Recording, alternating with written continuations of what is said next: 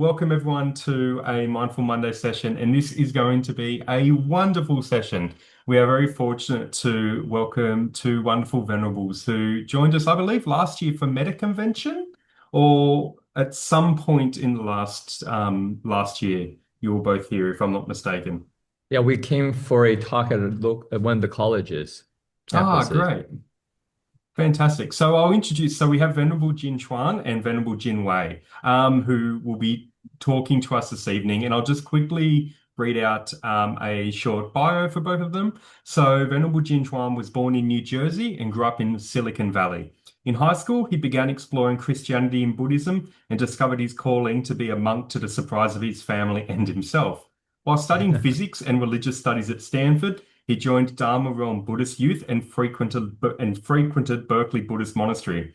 In 2005, he became a resident at the City of 10,000 Buddhas. He became a novice in 2011 and a bhikkhu in 2013. In 2016, he received a Master of Arts in Buddhist Classics at DRBU, where he now serves as an assistant professor and chaplain. Since 2021, Jin Chuan has served on the Buddhist Global Relief Board and recently the BGR Sangha Council.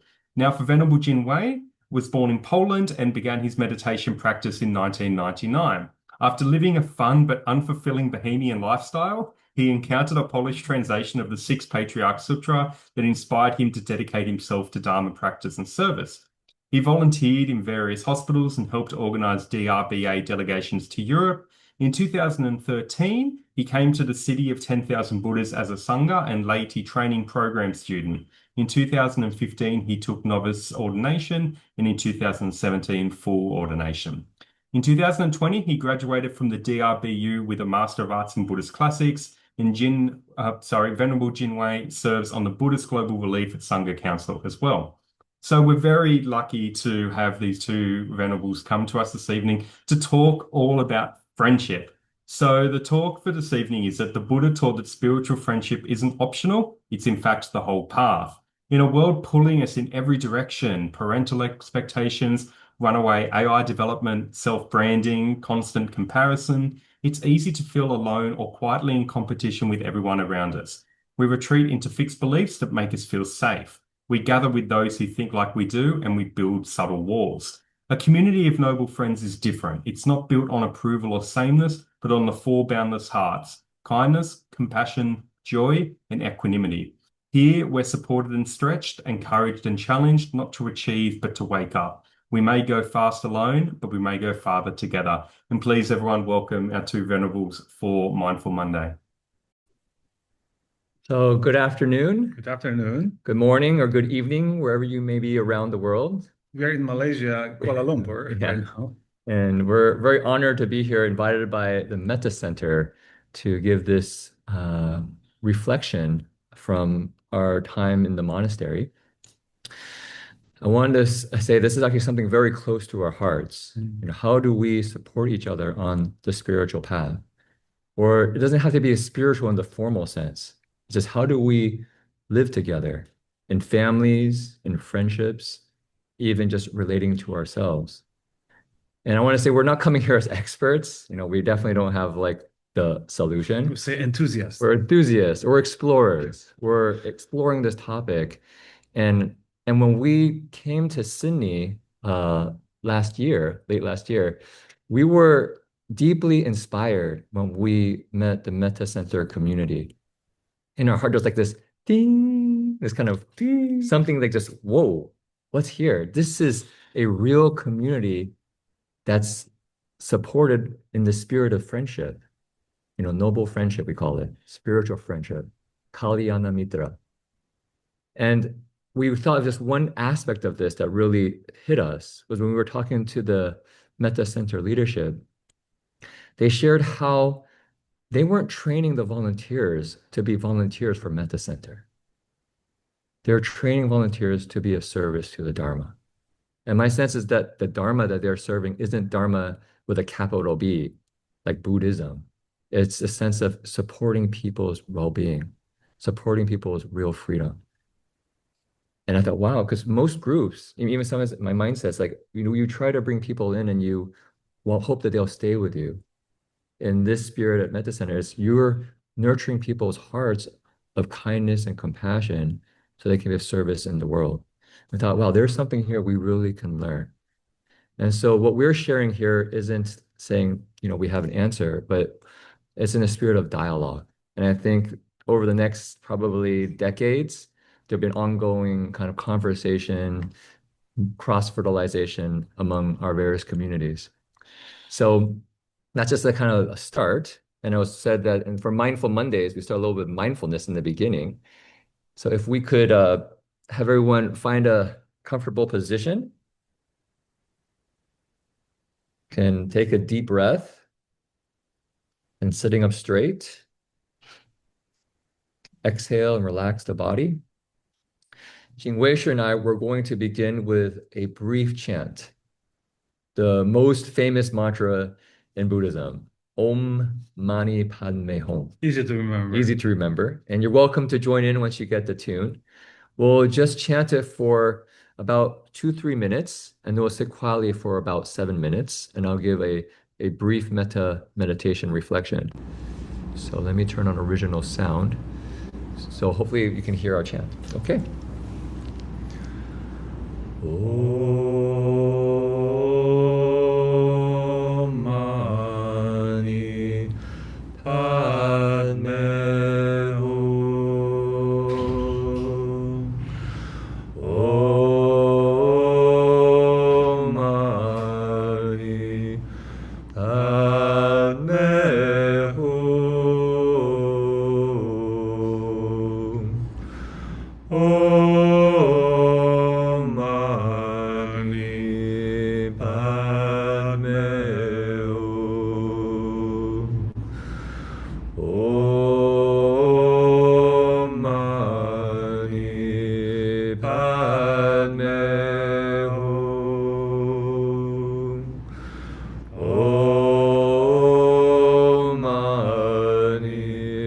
Padme Hum. Om Mani Padme Hum. Om Mani Padme Hum.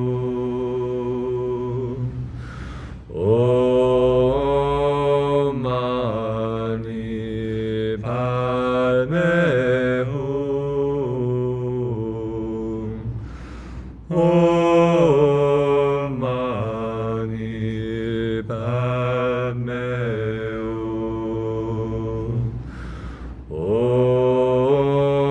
Mani Padme Hum. Om Mani Padme Hum.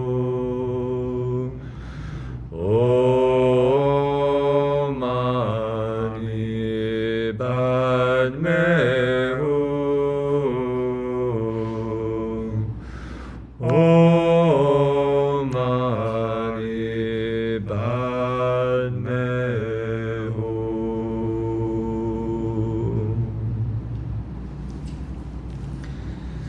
Okay, I'm going to take a deep breath, sitting up straight. And as you exhale, relax the body.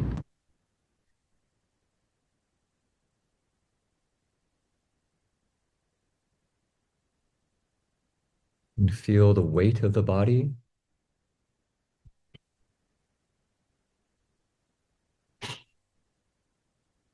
Perhaps your bottom touching the chair, or your feet touching the ground.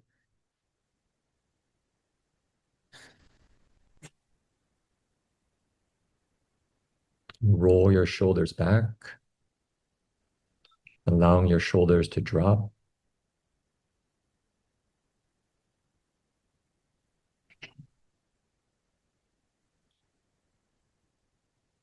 And feel the sensations on the face, allowing all the muscles on the face to relax. Have a slight smile. Imagine seeing yourself with kind eyes, looking at yourself like you were a little baby, maybe 4 or 5 years old. or two or three, with a sense of warmth and care.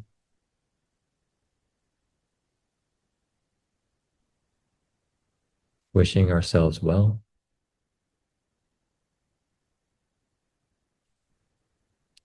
And as you inhale, sitting up straight.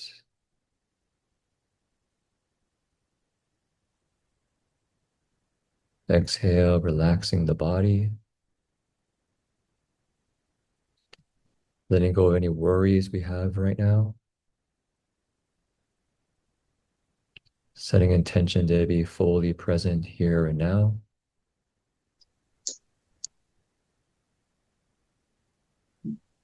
Accepting ourselves as we are.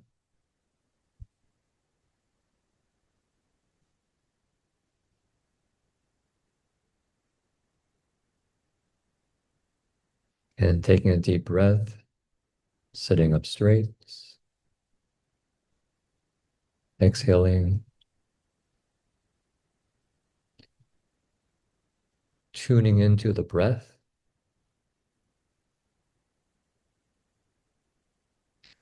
Breathing in. And the breath coming in through the nostrils. Observe how the chest expands, how the belly comes out.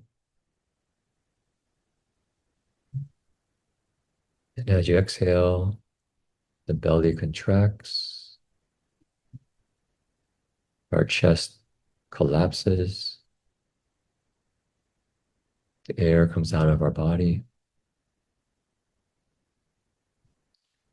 Just allowing the breath to be an anchor. Breathing in, breathing out.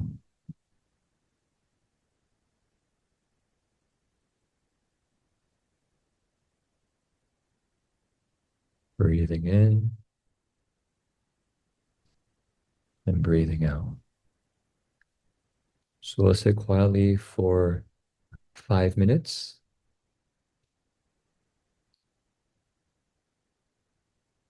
If you find your mind wandering at any point, be very gentle with yourself. This is a training, or I'll say maybe it's an attuning. It's attuning to what's fully present here and now. Allowing ourselves to accept ourselves here and now. And it requires a certain level of gentleness.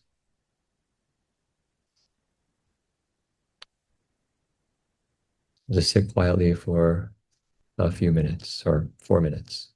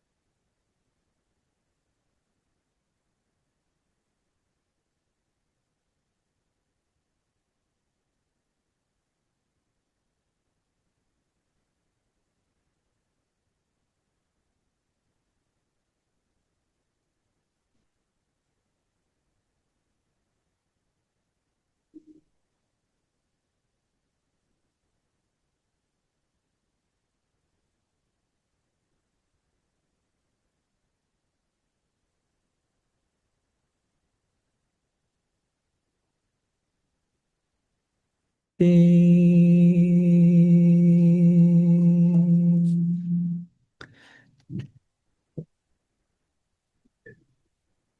Oh, Jin mentioned that the first time we walked to the event with the Meta Center, we have this sense of ting, Ding, yeah, ding. ting. We often say this is our shortcut. If something work out or we find out this tuning, we feel, oh, I felt ting. And this ting, we not necessarily have to find amongst the Buddhist friends. Sometimes when we walk in and just sit in the airport and have a short conversation, short exchange, by the sound of the voice, by the kind eyes that look at us, we feel this thing. I know your sound. I feel your care. And this unconditional care is beyond any religions, nations, cultures. It's very deeply human.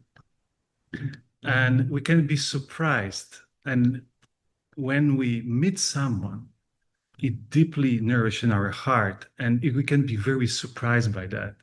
I want to tell you a little story when two of us came to India, to the city of Ahmedabad. And we joined our good friends from Service Space, organized from time to time this gathering called Gandhi 3.0. They want to bring the principles Gandhi to this current modern time and focus on generosity and create actually the community of noble friends.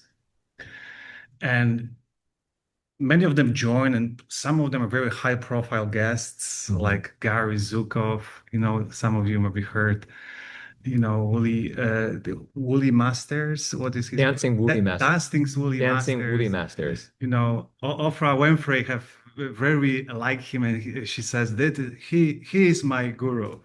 We have one person who worked very closely with Harry's Prince's wife, Meghan, with her, charity organization. A lot of very, I can say, big shots. Good people who want to nourish sense of kindness and compassion.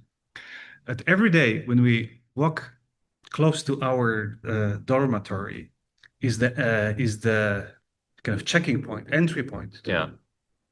And we always met this man. Can you show the picture? Oh, can I show a image? Yeah. Yes, I just need to What one does that mean? second. You'll be able to now. Great. Okay. So this man, his name is Mamu, and he's at the front gate of the Environmental Sanitation Institute, ESI.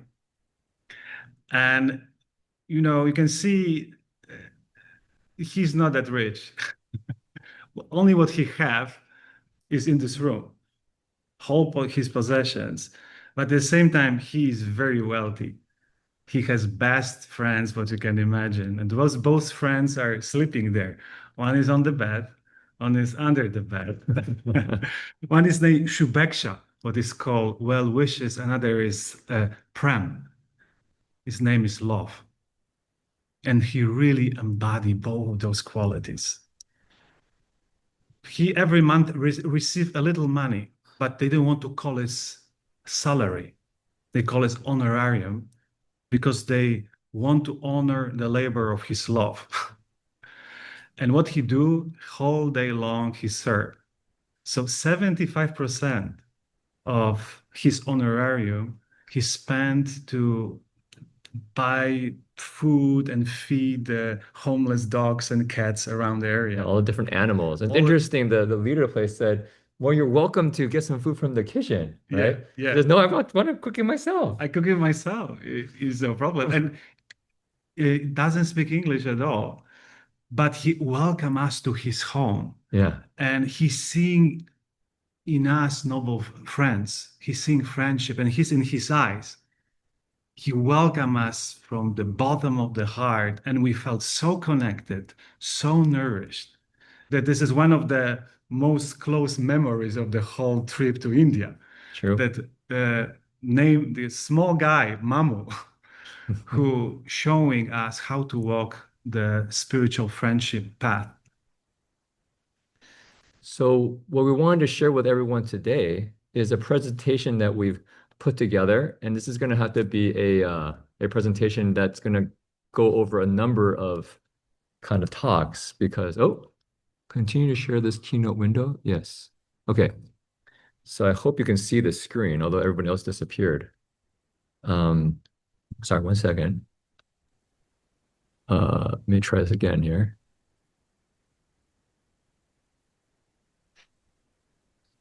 Oh. Just let me share the screen. Okay, sorry. Okay, so we will just share a second.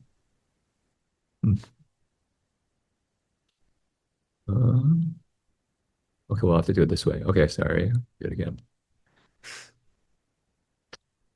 Okay. I see. We learned that mantra very well from Thai Forest brothers, Meine and Perken. Okay, so not sure.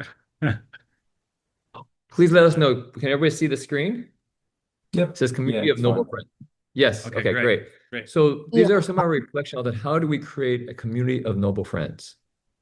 And we begin with the question, how is Buddhism currently organized around the world? And Buddhism is a kind of a placeholder. You could also say spirituality or families or organizations.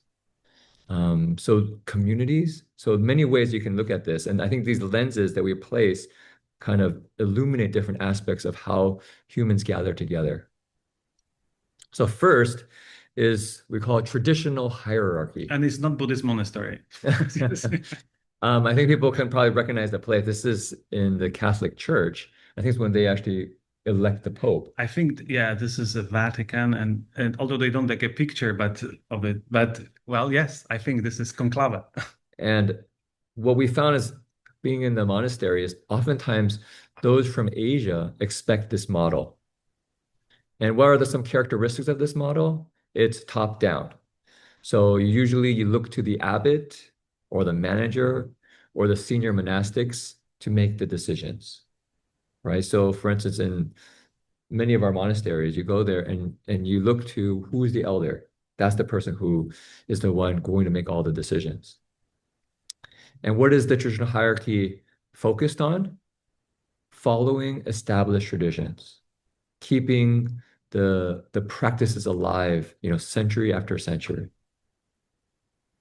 And what we found is this is very good for stable, large-scale environments. So imagine, for us, we come from a Chinese lineage. Imagine China 1,500 years ago.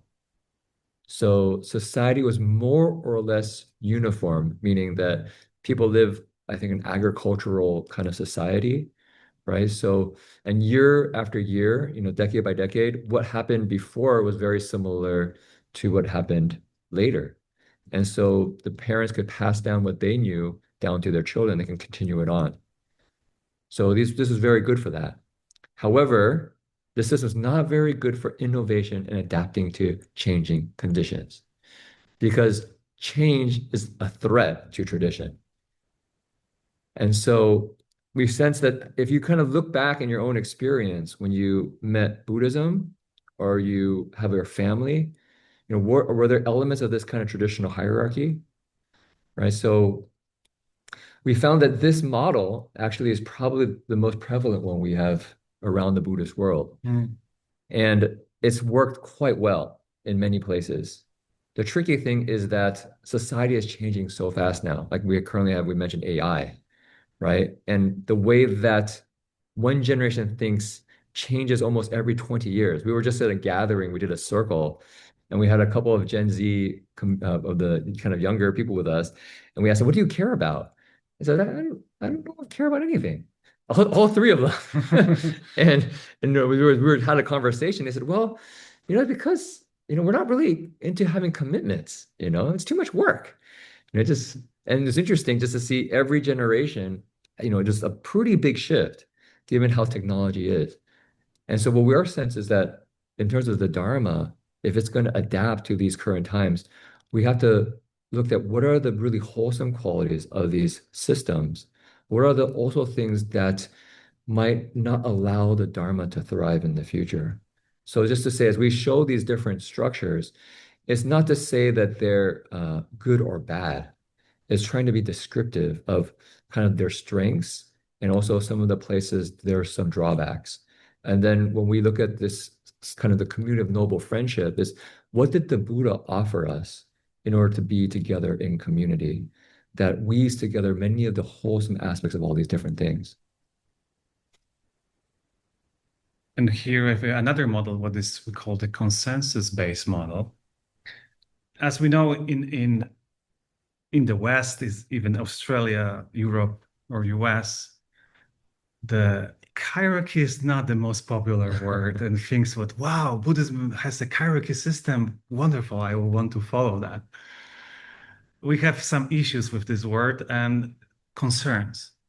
Over the century, as we know, not always hierarchy was used well, and sometimes even was used in abusive way. So we kind of distrust this model of function, and very often, and we see this is currently the many Buddhist organizations in the West are more or less follow this consensus-based model. Something is I think something changed here. Okay, yeah. So you see, in our modern, so to speak, of the Western-based society, the deep value is equality, right? That equal rights for everyone, equal votes. Of course, we probably never, this is like utopian, we never reach that level of equality, at least as a deep, deep value. And so how this consensus model often appear in the kind of democratic sense, also you could say the democratic model. And it's organized in this way that everyone shares their views and agrees on an approach. So we deeply listen, and everyone's opinion really matters. We want to welcome everyone's points of view. We want to be inclusive as much possible. So you see that it strengths that, you know, we listen deeply, everyone's needs, is very inclusive. And when it's inclusive, you know, we are self-motivated. We feel that belongs to the whole group. This group fostered trust, right? When we are equal, we feel that work together, we listen to each other, so we can foster harmony. But sometimes can be confusing, especially when the organization become a bit bigger. You know, if you want to include everyone in every meeting, we end up attend a lot of meetings. You know, one of the Bodhisattva vows is, right, the meetings are limitless. I vow attend them all. So meetings after meetings, meeting after meetings, discussions after discussions. And in the end, sometimes it's unclear who is involved with which and what. And even decisions is made, who will follow, who will follow this decision, how to make people accountable. Sometimes blurred. And also what sometimes happen, because in the consensus model, we very value harmony, inclusiveness, some comments or reflections which could be difficult to accept or more stronger can go under the rug. You know, so we call this false consensus. We don't want to talk about matters which are maybe politically incorrect or have issues.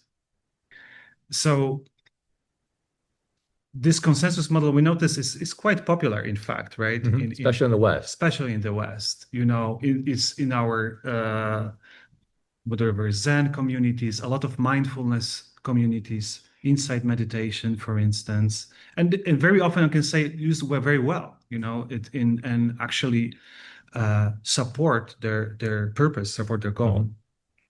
And so the reason we're bringing this up is just giving you some lenses to look at Buddhist organization and also our life. So for instance, if you just apply this to your family, right, often has a traditional hierarchy in a very traditional sense, at least in China, which I have my own ancestry. Usually it's like the patriarch. You have like the father who makes the decisions.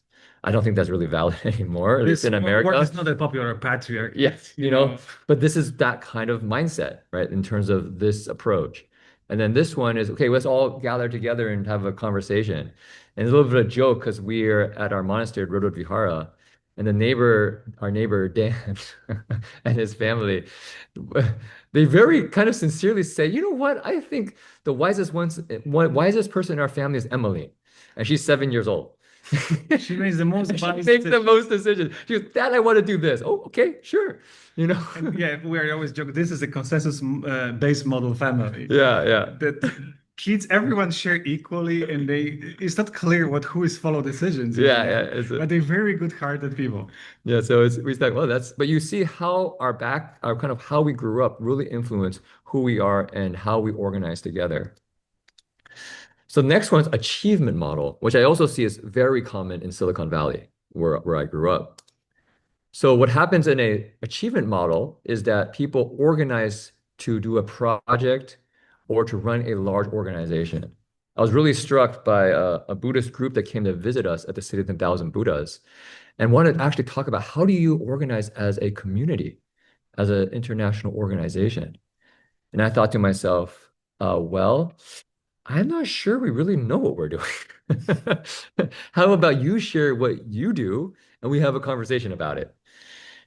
So they came with their PowerPoint slides, and I was really struck. These are some senior bhikshunis, and they have this very large Buddhist organization. And they said, when our founder passed away, we realized as monastics, we didn't know how to run an international organization.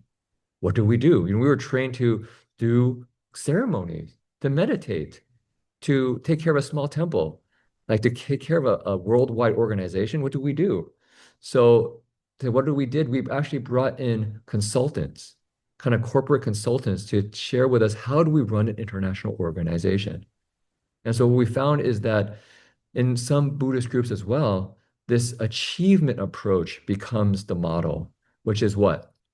You have an executive committee or a kind of a core group or a central committee or whatever you want to call it.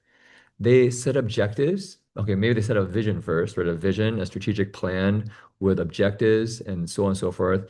And then they allocate resources. And so what's the focus of this is getting things done, productivity, but we're achieving stuff here.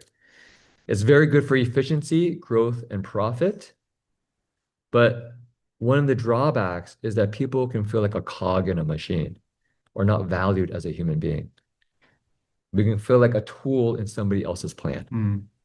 And it's interesting when we also talk with other monastics, there are some who actually feel this pressure as a branch of a large organization that they actually have to raise a certain amount of funds or bring in a certain number of disciples because those become like what they call the KPI, the key performance indicators, right, of a successful monastery.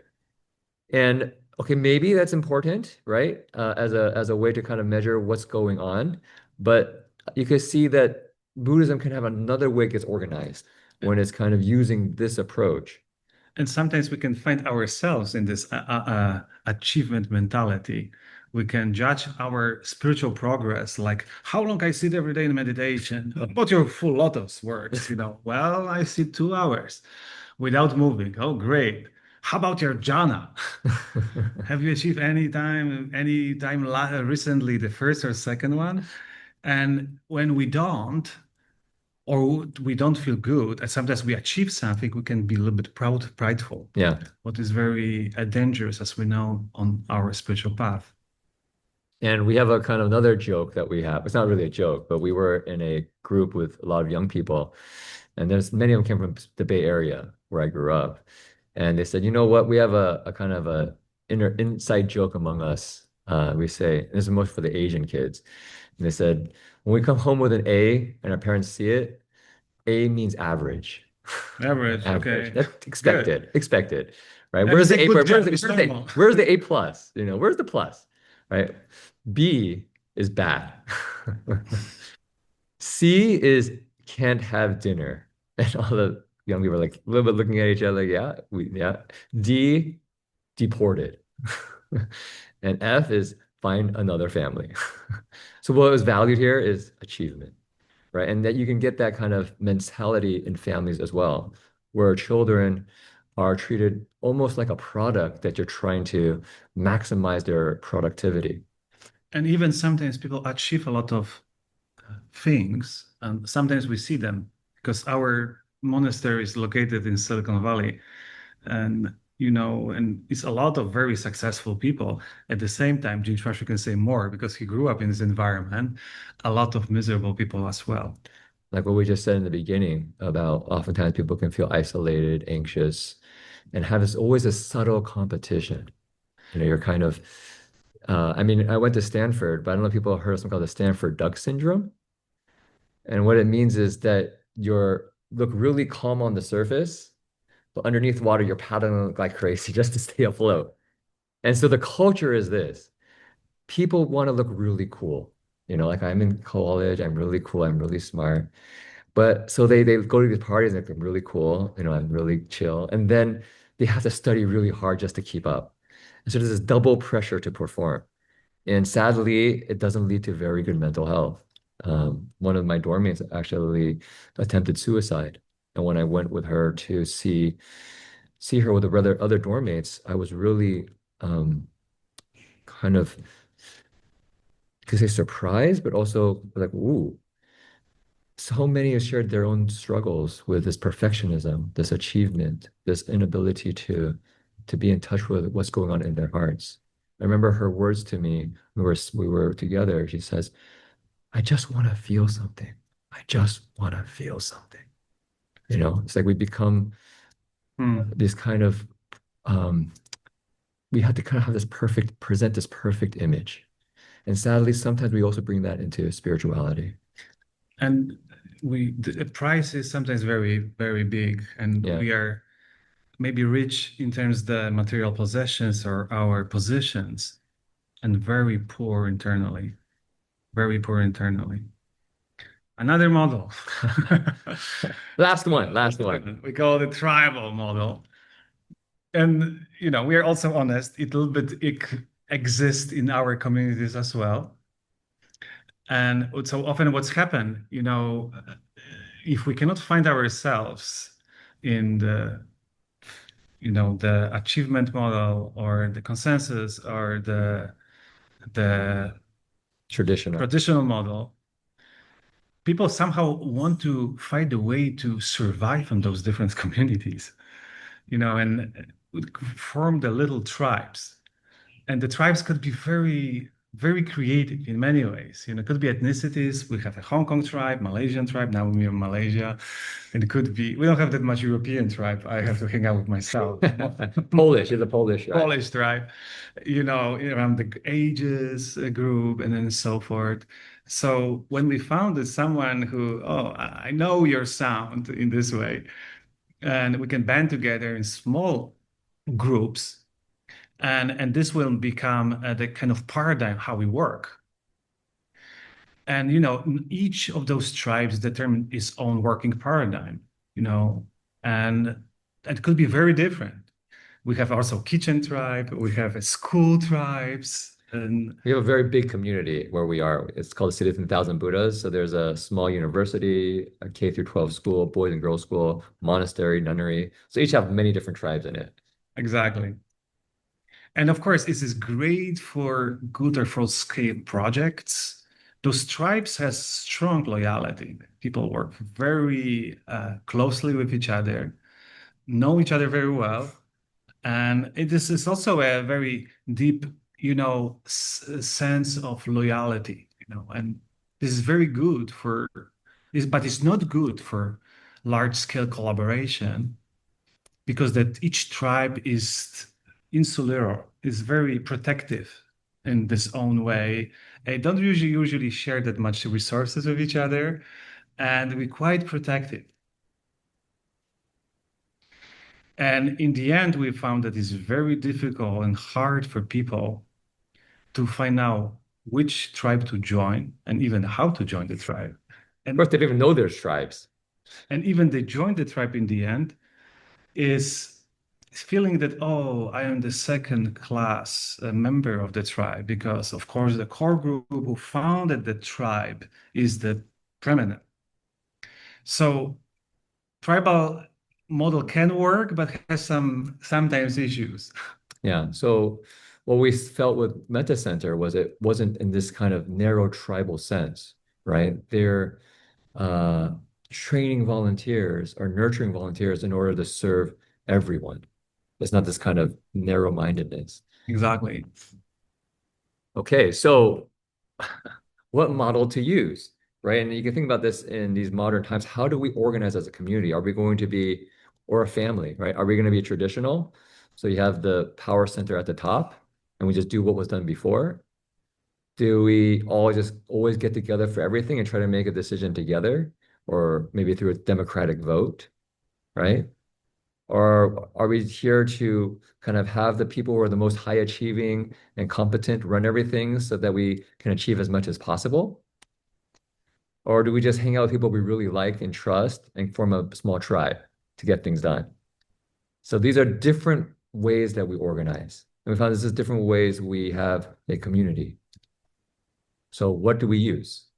And we found that within Buddhist communities, we've been had opportunity to visit many of them. What ends up happening is that many of us feel a little bit confused and lost. Where do we go? Where are we going? How is the Dharma going to continue? We have a friend who's a Tibetan Rinpoche in Gala Rinpoche, and we do Geshe, yeah, he's a Geshe, yeah, Yeah, Geshe. He got like a PhD Rinpoche, in yeah. their system, and he shared with us at the family camp that we do together that he sees that in 20, 30 years, many temples will close. He says that even my temple is mostly being supported by sincere Vietnamese people, but none of their children are coming. And even for us at the monastery, many people bring their Buddha images, their Dharma items to the monastery to us saying, my children won't know how to take care of them. Can I offer them to the monastery? Right. And so we see that there is this gap happening, is that the traditional model, which oftentimes those coming from Asia have, isn't being able to continue on with a new generation.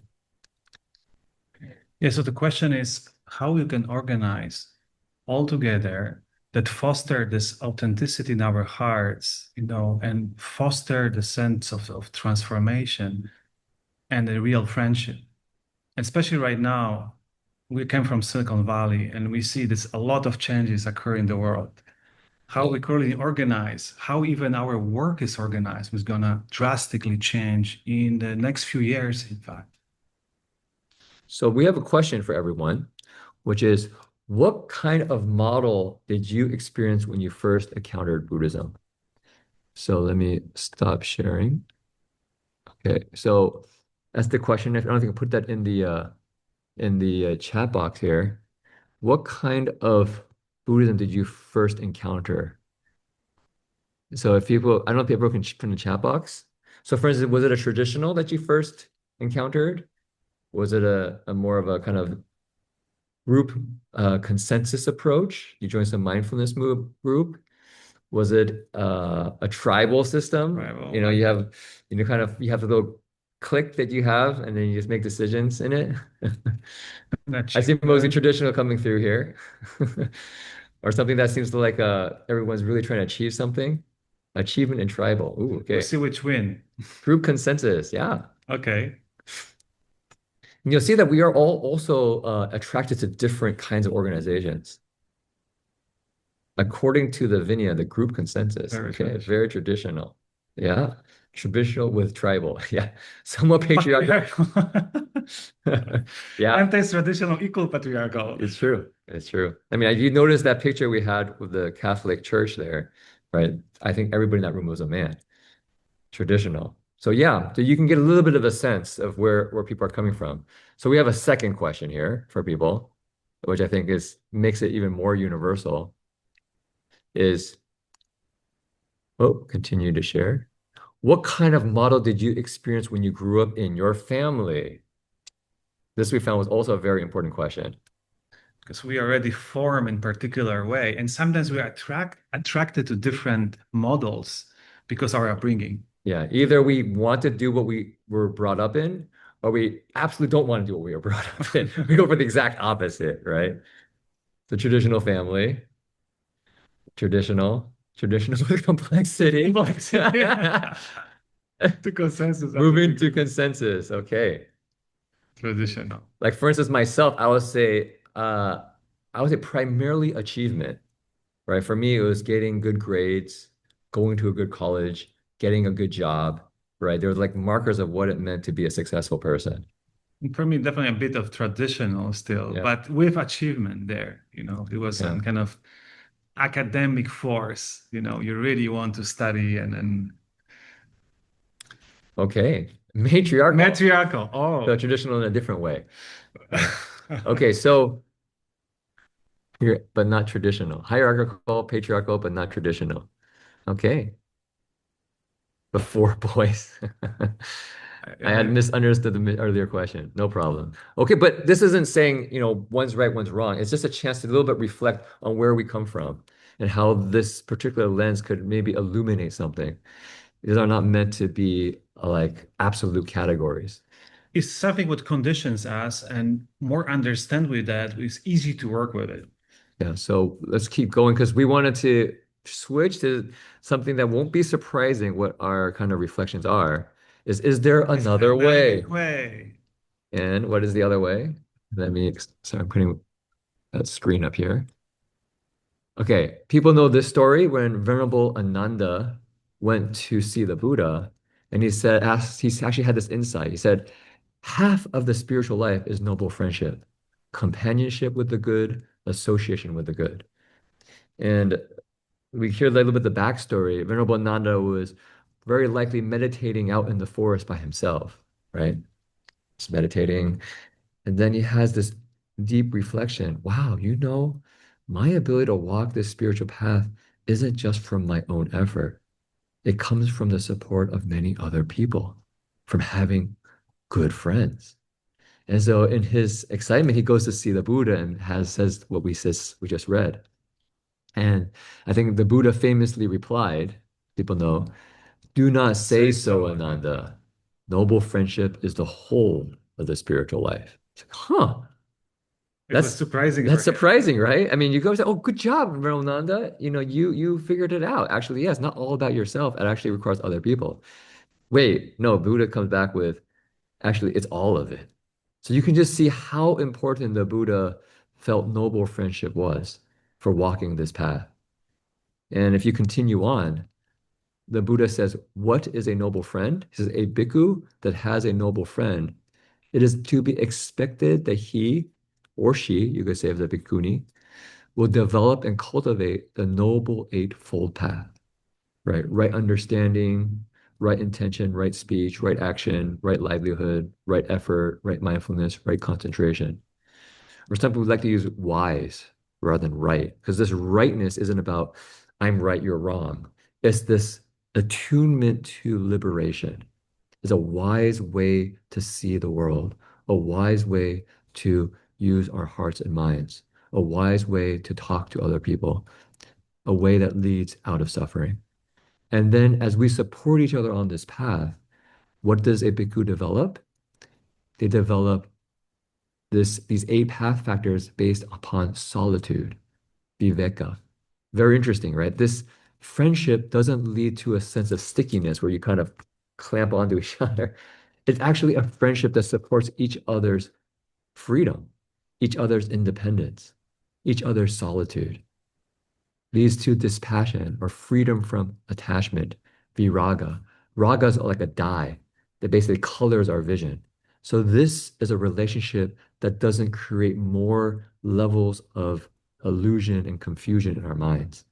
Right? Sometimes when we're meeting somebody, we're trying to put on a show to make them really like us. So we're kind of like illusion, projection upon projection, like I don't know what kind of social media accounts are being used these days, like Instagram, or and that's with Facebook, right? We're trying to show some kind of perfect image or some kind of image of ourselves, and we then interact through those projections. Cessation, peace, nirodha, maturing and release, letting go. So this is a friendship that frees, not a friendship that freezes. You know, freezes when you trap somebody by your expectations and your projections. And so if they don't meet your expectations or your projections, then you get angry. Then you cut off the relationship. It's basically we supporting each other's inner resources that we can feel full and complete. So it's not just about getting things done, but how do we do things? And not just how, but who are we when we're doing these things? Who are we becoming as we engage in these activities? Again, this is something we felt so strongly in Metta Center is the volunteers are not doing service in Metta Center just to get something done. They're taking this as an opportunity to grow in their metta, to express their metta, to express their compassion, to express their care. And so what we found is really important is that as we go about our lives and our activities, not just to focus on the external, but to focus on the inner qualities that we're cultivating. Because as you see, that's what this noble friendship is about, nurturing these qualities of the heart. So here is what we wanted to call it, no surprise, the noble friendship model. So what does this look like? So in this model, the priority is to support each other's spiritual aspirations and goodness as well as the collective purpose. So what this means is we really have to listen to each other and see, what do you really want to do with your life? What are your deepest aspirations? And giving an example, we in our monastery, Redwood Vihara, we call this MIP, Monastic Immersion Program, but it's not more in the sense that in the end of this program, we want to have the more monastics, but we want to create a container that people can deeply listen, that they can find what is their true calling, what is their true purpose. So this is supporting each other. Spiritual aspirations is the key, what we found, that the spirituality can show up in a very alive and authentic way. At the same time, we're nourishing the purpose of the field, what we really value as a whole community, as a whole group. Can this internal calling match with the calling of the field? If this match, is synergy happen? If doesn't, well, someone say, maybe I find someone else and someone I can go somewhere else and express this calling in different way, and it's completely okay. So for us, a lot of it is in the listening. And for us, I mean, for instance, if you just look at the other structures, right? In a traditional system, often people come to the monastery and those on top will not listen to the people on the bottom. Somebody comes to the monastery, you just come in and you walk out and no one ever talks to you, right? In this one, probably people talk to you and you have a chance to share your thoughts, right? There's a kind of a sense of, oh, who are you? What are you doing here? But the emphasis on we all want to get along, we all want to get along. Then you have an achievement and it's about we're here to get something done. So how are you helping us get this thing done? Here it's, are you loyal to the tribe, And if you're not, then sorry, you don't belong here. With a noble friendship, it's about what are your deepest aspirations and how can I be in service to that? So if you look at the image of this, we like to think about it as good spiritual friends walking alongside each other on the path of awakening. So the relationship isn't like this, where you come together and you stick to each other, and you could kind of say you become codependent. It's like this, you walk along each side by side. And sometimes one person's in front and maybe gives advice to the person behind saying, oh, be careful there, don't fall into that pothole, right? And sometimes somebody falls into a hole and they need their friends to come and help them out.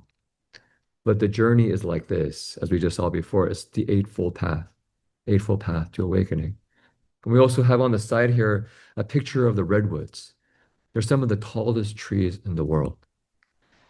And they grow to these magnificent heights, not on their own. I know people know, but their roots are actually not very deep. So how their roots allow them to stay strong is they actually go far around, kind of very broadly around the base of the tree, 50, even 100 feet out. And these roots intertwine with the other trees. So in many ways, when we're looking at one redwood tree, that redwood tree is connected to the whole entire forest. And they communicate with one another. They support one another in, high winds, big storms.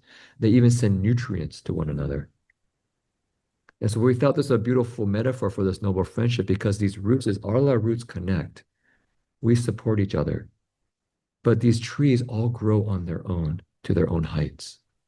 And so here we're all growing in our own ways, but deep down through loving kindness, through this deep care, we support one another.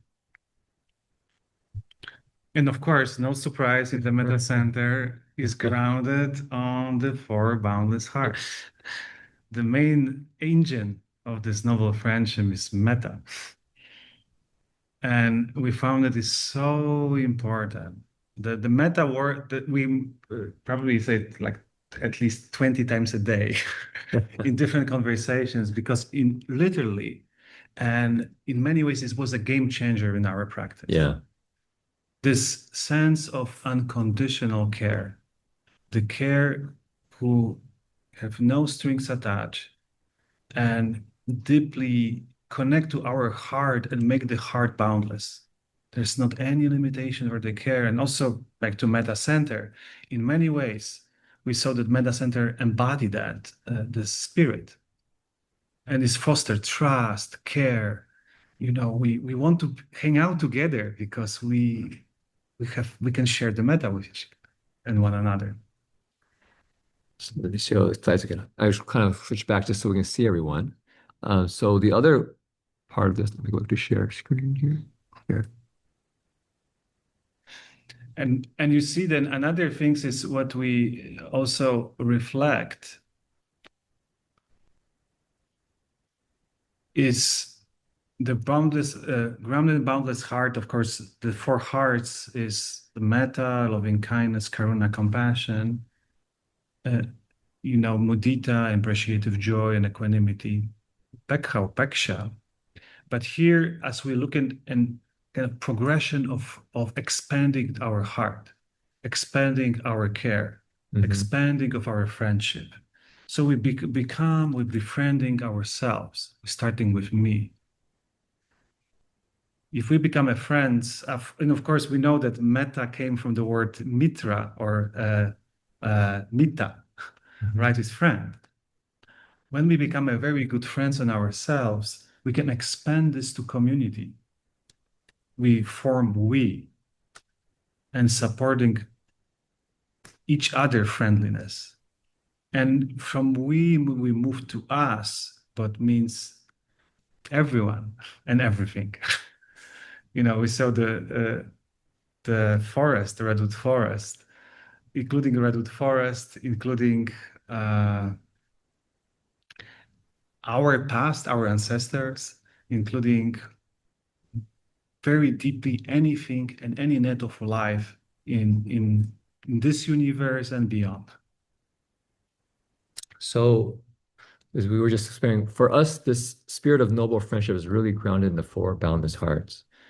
And there's some a kind of a teaching that is in the Visuddhimagga, the path of purification, where there's a section called the Brahma Viharas, which is another way they say the four boundless hearts. Brahma is like Lord Brahma, this kind of sense of divine, sacred, pure. And Vihara is like a place, an abode. So this is, you can say, where the gods dwell. If you want to go to heaven right here, right now, this is how you get there. This is how you get there, right? And so it describes four different hearts or four divine abodes. And the first one's loving kindness. And what it does is it doesn't just show the loving kindness from just defining it. It actually talks about the near enemy and the far enemy. So the far enemy is what's the exact opposite of loving kindness.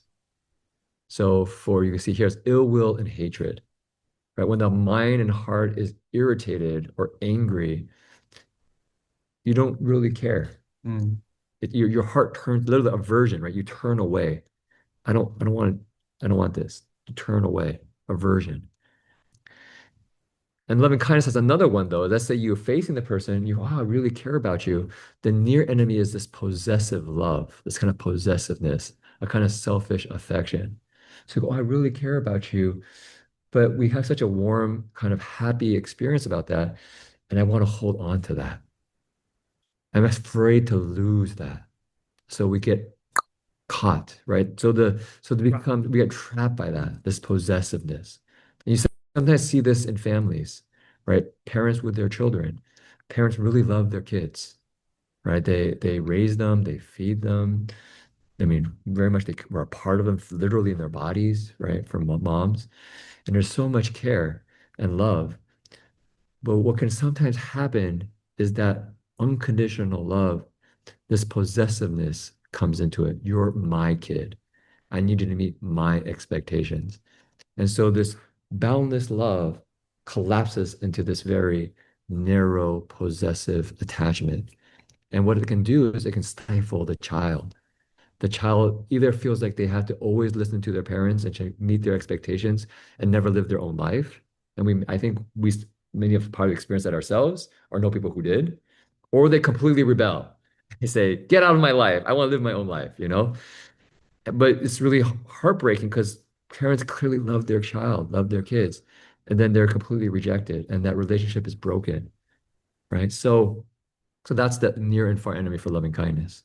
And you see that near enemy and far enemy, the near is so close to the quality, like for instance, loving kindness, but we can misread that. It feels almost the same, but leads to different place. And the far is the opposite quality. Like we see, it's very interesting. First time when I started reflecting, like, wow, I never thought about that. The near enemy of compassion is sadness, overwhelm of grief. Yeah. Right? Because when the metta see the suffering become compassion, is the willing to uplift someone's pain. But sometimes we coming with it in the sense that we want to fix that. We don't know how to hold it. We don't know how to connect, express this metta, what we watch ourselves, and we become overwhelmed. Yeah. You know, in the California, sometimes they call compassion fatigue. You know, we run to many places and in the end we are completely overwhelmed. Because also this compassion, it teaches us that we also have to find the honest boundaries. We need to protect the heart of the metta and notice how we can grow in compassion, because if it's too much, it could hurt us in some sense. And we see the far enemy, the opposite of compassion, is cruelty. And you know, and sometimes we think, well, I'm Buddhist, I'm not cruel, right? I'm good. But do we sometimes feel if someone's make a mistake and after that feel some pain? Yeah, he or she deserve that. Deserve that, you know, and it's kind of a joy if someone's received punishment. Unfortunately, I felt many times that, oh yeah, of course, this means justice. But the justice not coming from punitive mindset, and the punitive response is cruelty very often instead of compassion. You think punitive is basically saying, I think you deserve to suffer. You deserve to suffer. And I take joy in it. Right. And this is another thing we really talk a lot about in the monastery, because if you look into, there's something called restorative and punitive.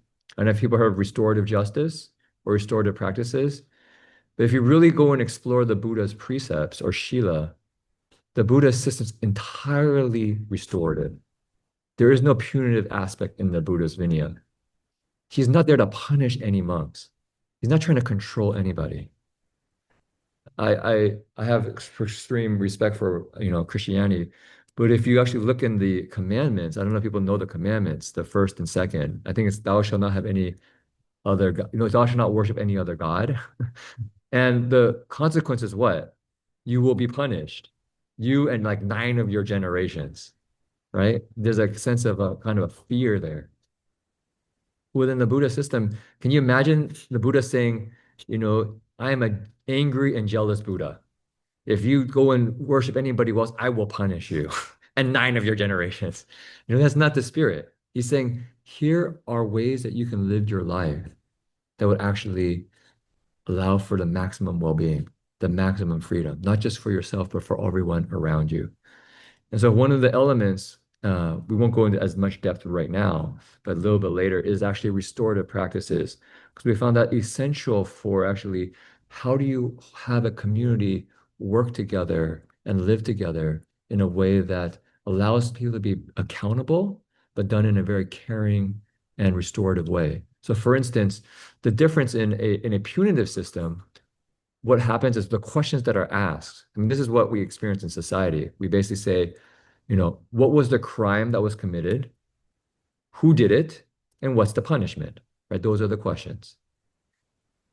While a restorative system says, what happened? Right? We objectively look at what happened. Second question, who was affected? Who was hurt? And how? And then the third question, how do we heal? How to restore? And that's what the Buddha's Vinaya and training is about. We make mistakes and we recommit to our vows. We confess our mistakes and we learn. So this is actually very important because we have sometimes felt that Buddhism has adopted a bit of this fear punitive mindset in it, kind of, I think, unknowingly from the cultures that it's been part of. And then there's other one about compassion and the near enemy being sadness and being overwhelmed, is that we enter a space when somebody is suffering. And oftentimes when we're very empathic, we feel that suffering in ourselves as well. And we want to get rid of that suffering. We want to somehow fix the situation. Somebody has 4th-stage cancer, is going to die. And it's like, oh, this is too much. How can this be happening? Right? And we want to help them, but we feel like there's no hope. The compassion here is grounded in equanimity, is able to hold the suffering and not be shaken. So I can care for you, but I don't need things to work out in any specific way for me to be okay. And that allows me to be unconditional in my compassion. And the reason we're going over this a little bit right now is because we've found that if people are going to be coming into the community, it's very important for them to be able to listen to their heart, listen to their body, listen to their thoughts, reflect on their actions and see, are my actions aligned with kindness and compassion? Or am I what I'm doing, what I'm saying, leading to ill will or possessiveness or to a sense of being overwhelmed and anxiety? Right? So this is a place of real discernment. When each of us start to have that discernment in our own hearts, the community becomes quite amazing because everyone's caring for each other from this place of, I fully support you, but I let you be who you are. And the very important is for that because overall, the Buddha's teaching, he emphasized the aspect of training. Yeah. Training start from place when we don't know that much. I don't know, any of you do the piano lessons. What was the first lesson? Can we play the whole melody? It takes a time. It takes a training that we tune our instrument and produce the sounds that resonates. It's kind of a right note. And same here, we deeply listen our heart. We not try to be ideal. We don't try to pretend, have the smile number 5 and pretend that we're kind. But more we track our heart and find those ugly places, these tunes which are not aligned. And it's constant tuning this instrument for hearts. And we become more and more intuitive. When they appear, we can just shift that. And we always have that choice.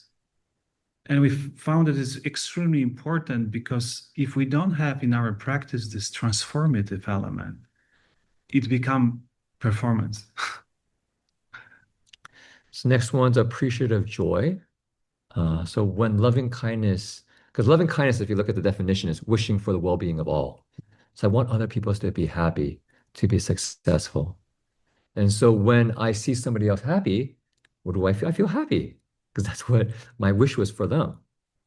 And to me, it always felt to me, this makes a lot of sense, right? Why would I want to be dwelling in jealousy and kind of resentment when other people are successful? It seems like a really waste of energy. And if you can just really be happy when other people are happy, doesn't make that life so much easier. You don't have to like compete with them. They're happy, great. You always win. We like to say, in loving kindness, you never lose. You don't even enter into the game of win and lose. It's because of that you always win. If somebody else wins, great. You can rejoice in their happiness, right? And so And it's the a good wishes of men are fulfilled. yeah, so it's a really skillful place to be in the heart. But what's interesting when you have the near and far enemies as a reflection, so let's look at the far enemy first. It's actually aversion, a kind of boredom. Boredom is a kind of non-acceptance for my current state.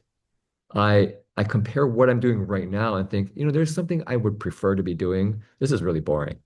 Uh, right. And it's a heart that's kind of a little bit depressed, a little bit like too cool for this, or I'm too important for this.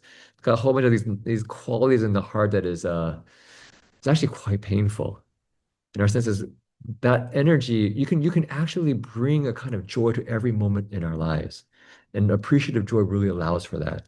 Because at any moment you can look around, you say, oh, well, that person's happy, or some you know, bird is eating their food. There's so many things to look around and see happiness. And we can rejoice. The near enemy is very interesting. The near enemy is actually overexcitement.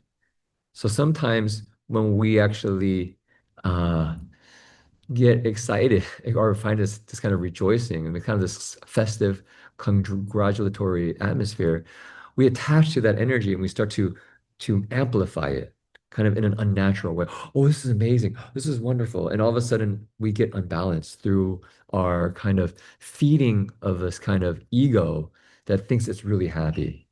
So this is where the skill needs to be in the heart to observe, okay, I really congratulate, appreciate, rejoice in what's happening, but I don't overdo it. I don't attach to it. And we have the fourth heart, equanimity. Jin Chuan mentioned a bit about this. And you see, the near enemy is indifference. Looks so similar to equanimity, but is different. Is completely different. It's sometimes because of we are in the past hurt. Sometimes we become prideful. We closed our heart. We build the walls around ourselves, and looks very similar and produce completely different quality of the heart. We're not able to connect. We are actually disconnect in a very profound way. But also it's very important about equanimity that because of an equanimity, we can track the other three hearts and differentiate between the near and far enemy. So this is the place when we have a music and we have a silence, and silence is equanimity, which required or give a foundation to deeply listen. So the equanimity have a quality of spaciousness. We have warmth and metta, and the spaciousness and coolness, what maintain this balance is another translation, the balance, the not go to any other extremes, like for instance, possessiveness or hatred or irritation. So maintain this heart in the very relaxed, cool, and clear position. And you see that the far enemy, here we have it blown by praise and blame or resentment. So we cultivate this heart with this balanced. It has to be turned by how people are praise us, how we great, wonderful cultivators, how many retreats you did, and it's tricky. Sometimes you start to believe those wonderful things, and we can become very prideful, or other blames us, and we start thinking they're we are fielded so little and belittle. I'm no good. I'm I'm no no good. good, I'm no I'm no good. good, and judge ourselves and then so forth. So the equanimity kind of purify all the hearts and maintain this groundness, centeredness. So for us, actually, these four boundless hearts is like an ongoing curriculum. We do a retreat where each day we do one of these hearts, and we really look at the nuances of the near and far enemy. We don't have time to go over it today, but we actually have another program that we're really inspired by called Guiding Rage into Power. And they have something called a SETA chart. So SETA. S is sensations, E is emotions, T is thoughts, and A is actions. And so I can just show the chart, but we won't go over it now, but so you have a sense of it. We just presented this yesterday, actually. Okay, share this. But basically, what you can see here, I just showed the chart itself, is you can see far enemy, the Brahma Vihara, and the near enemy. And when you put on this chart, you'll see how there are certain sensations in the body when we're kind of always looking for approval. There are certain sensations for equanimity. We're kind of, for instance, relax. We often, first thing we say to everyone, relax, relax. And then the near enemy, which is indifference, is oftentimes the body gets hard. Like you're armoring yourself, right? Cross your arms, protect myself. And so this is one way we really try to nurture this in a community, so that we can all be sensitive to when we are actually in the four hearts, when we're interacting with each other. When we find ourselves leaving the four hearts, we say, okay, it doesn't matter what you're doing. Even if you're kind of trying to make something work out, just pause, unless it's like life and death. And I'll tell you, 99.999% of the things that we're doing are not life and death, right? It's like, okay, you're in an argument with somebody. Oh, I don't feel like I'm in loving kindness. Pause, kind of breathe, kind of realign to this place. Once you get a little bit of sense of it, you retune your heart. Okay, when I come from that ground, my tone is different now. Oh, so what I'm hearing in you is you would like to do this. Do I have that right? I really need to want to understand you better rather than you're wrong. Why do you think like this? Right? So I guess we're only have about 10 minutes left. We can have a little bit of a chance for kind of Q&A and conversations if people have any questions. I see the sincere. Oh, the definitely some mudita there. yeah. We were about in Sydney, what was it, November or December? It was October, I guess. October, yeah. Yeah, sometimes we do a lot of circles. In fact, this is how we communicate and with many people. And this allows the people to authentically speak from the heart. When the people finish the sharing, usually we do this, we call appreciation mudra, instead of do applause, because the issue with applause is for some people we do longer or louder. And in sign language, this is applause, in fact. And here it's one little gesture to appreciate someone's. And what you'll find these small gestures are actually not small. Yeah. Because, I mean, just imagine you're giving a talk and people are looking at you and they're looking at their watch. And it's like, I think people really appreciate what I'm saying. But if people are looking at you with kind eyes and at the end they kind of twinkle, there's a feeling like, people heard me and they appreciate me. And it creates a sense of community, right? And so these small gestures, a lot of the things in the monastery, and I think in community, are these small gestures, these small rituals, and it's literally embodied loving kindness. It's like, Yeah. I'm here, I appreciate you, I accept you. Like we shake hands, we put our palms together. It's like, I honor you. And you just do that every day, every time. It's like, it just creates a sense of harmony. Okay, so I see some questions here. Just curious, based on your observations, do you feel that monastics are generally introverts or extroverts? Separately, do you think that the percentage of extroverts within a group may influence the tribal consensus culture? You want to answer that one? Interesting. I can try it. It is very depends. It's very depends. I don't know how we locate ourselves, introverts and extroverts.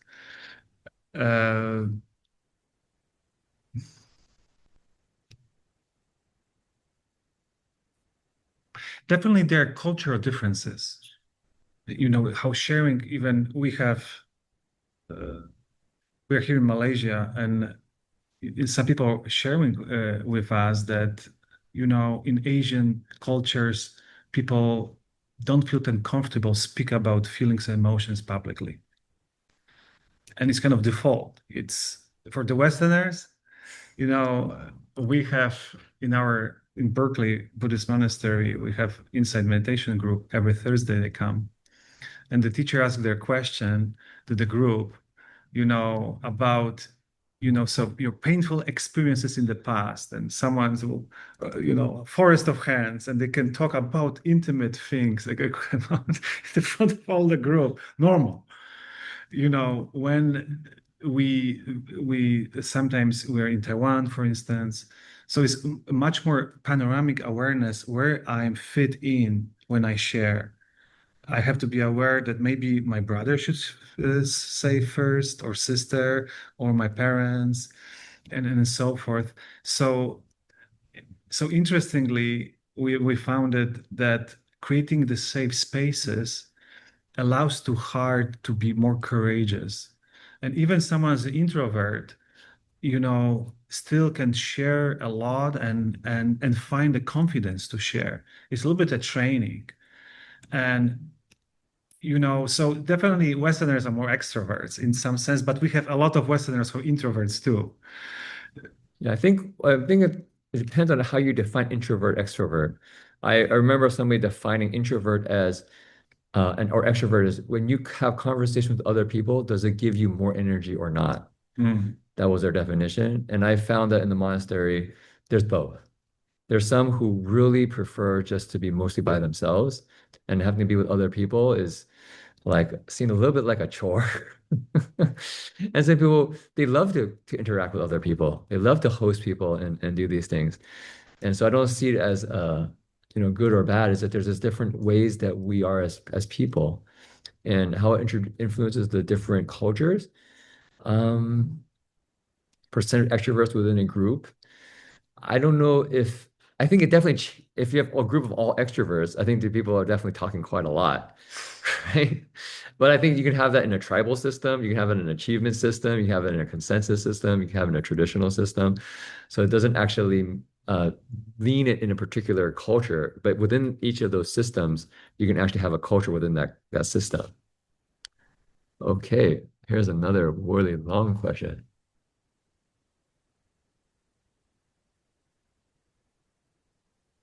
Okay. You mentioned that young people don't care about anything. Well, I mean, that was from their report, not my report. And that in the future there might be not be as many temples. Okay. What came to mind is that care is very important. We naturally care for friends.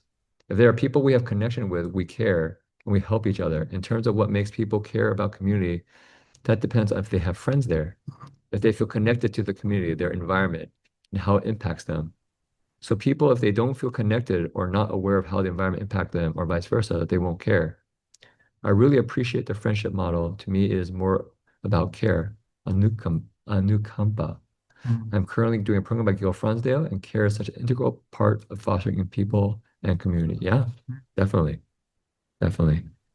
And actually, that was our sense. People ask us about how do we bring in a younger generation. We just gave a talk yesterday about it, and this is really was the emphasis: is that we need to create safe spaces that when young people come, they really feel cared for. They can be authentically who they are, and they don't want to leave, because right now there's so much energy being spent on these phones, and then when you start having an authentic relationship with somebody else, it's almost like they're in shock for a little bit. We have like a circle. We do a lot of circles in the monasteries. We all sit together. And the first time, it's interesting because so many times people are just using their phones, even when they're in groups. So when there's no phone in the monastery, they're sitting in a circle, they're fairly exposed. And we ask them a question like, how are you feeling today? They're like, well, this is a little bit intimidating with all these people walking around. But they listen to one person, they listen to another person, and then they say something. And it's like you can see it the first time they do it, there's a lot of nervousness, and they say something. It's almost like afterwards they almost like didn't believe they said something. It's like, huh. And the next time we go around, they're a little bit more confident. And by like the fifth circle, they're sharing like from the heart, And like people just start coming alive. And it's just really wonderful to see. And this is how we speak, but even Buddha encouraged his monastics to look one on another with kind eyes. And we say that expression of care is just felt. And for us, as a big consideration and reflection, how to create in the whole community, the whole monastery, that care is felt. Yeah. Everyone can feel welcome. We welcome ourselves. Yeah. And if this is happen, the magic really is felt everywhere. And as Jin Chuan says, the important is we become alive and is so new that we're like, wow, I can be in this way. I can speak from the heart. Don't feel that someone would judge me, criticize me. I just be myself. And there are little things. We don't see it about rocket science, but can we be consistent with that? Can we be consistent in terms of ourselves and the community with we interact? And of course, this is just a first part of our presentation. We have to finish in a minute. But we reflecting more and how we can use this noble friendship model and bring to other systems. How we can appear in the traditional model with the deep appreciation and care. Because we need tradition, we need roots. Yeah. We don't need now, get rid of all this stuff. We now have new model, friendship model, and now have to advertise and make a revolution. Would not fly that well. How we can have this caring model when we have the consensus, we have meetings and so forth. Yeah. For achievement is nothing to achieve for us. So scratch the achievement. But also we need to build things, right? We need to achieve different things in the monasteries in our lives. But it can come from this caring perspective, and as well with tribes.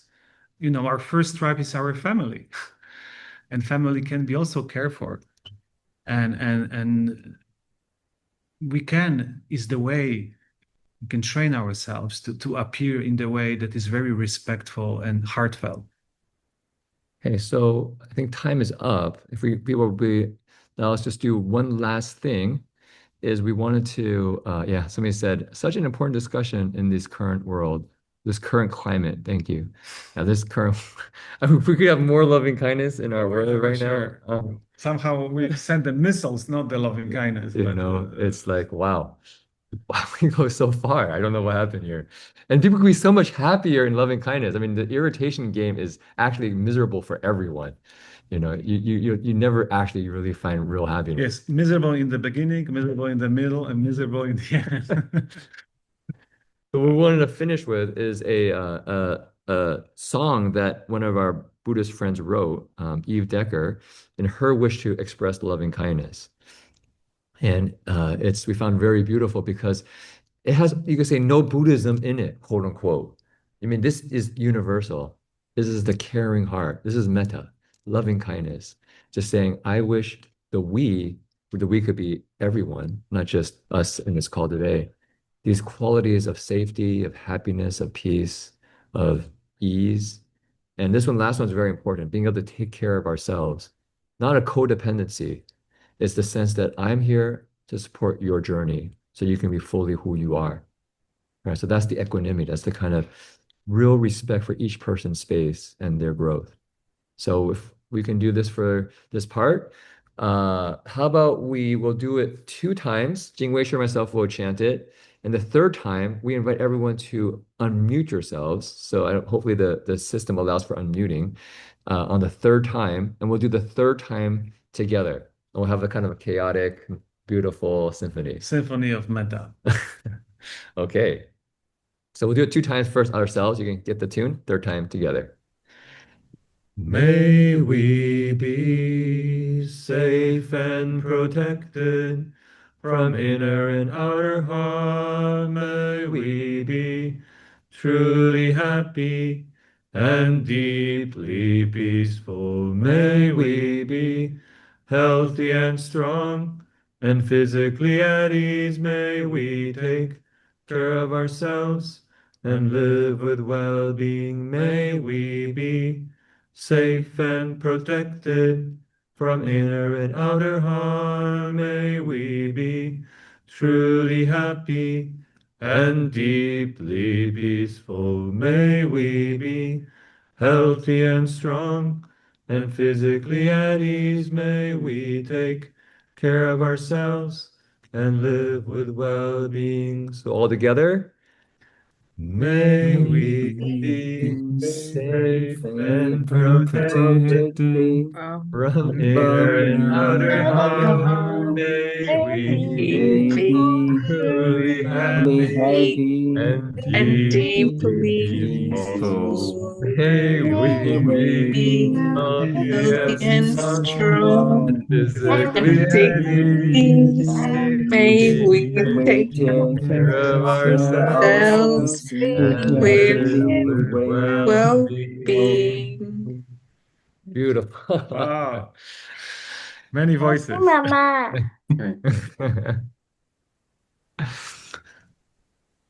let's turn How back to Johnny. wonderful.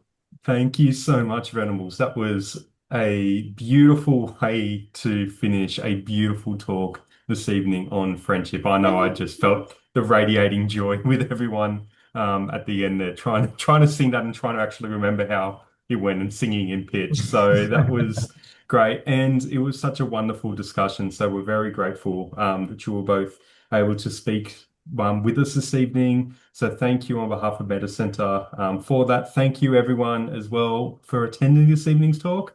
I hope it was an enjoyable talk and we look forward to seeing you at Meta Center events in the future. We do have our weekly events.